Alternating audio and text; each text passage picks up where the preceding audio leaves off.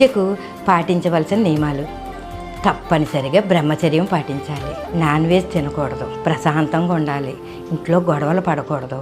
పిల్లల్ని తిట్టడం కొట్టడం చేయకూడదు. ప్రతిరోజు గడపకు పసుపు రాసి కుంకుమతో బియ్యం పిండితో అందంగా అలంకరించుకోవాలి. గుమ్మం ముందు ముగ్గులు పెట్టుకోవాలి. వాకిట్లో అందమైన రంగవెల్లుల ముగ్గులు పెట్టుకోవాలి. ఇల్లు ప్రశాంతంగా ప్రతిరోజు శుభ్రంగా ఉంచుకోవాలి. పూజ 9 రోజులు పూజ నియమంగా చేయాలనుకునేవారు మంచం మీద పడుకోకూడదు. ఉతికిన బెడ్షీట్ వేసుకొని నేల మీద పడుకోవాలి. నేల మీద పడుకోలేమమ్మా అనుకునేవారు పరుపు వేసుకొని పరుపు మీద ఉతికిన బెడ్షీట్ వేసుకొని పడుకోవచ్చు. ప్రశాంతంగా శాంతంగా ఈ అమ్మవారిని పూజించుకోవాలి. అమ్మవారి పూజ ప్రారంభించే రోజున తలస్నానం చేయొచ్చు. రోజు తలస్నానం కుదరదు చేయలేనమ్మా అనుకుంటే చక్కగా పసుపు నీళ్ళు తల మీద పసుపు నీళ్ళు చల్లుకొని ఒళ్ళంతా పసుపు నీళ్ళు చల్లుకోండి. లేదు మేము చేయగలను అనుకున్నప్పుడు రోజు తలస్నానం చేయండి. కానీ రోజు తలస్నానం చేయాలని నియమాలు కూడా లేవు. సాయంత్రం వరకు ఉపవాసం ఉండాలనుకున్న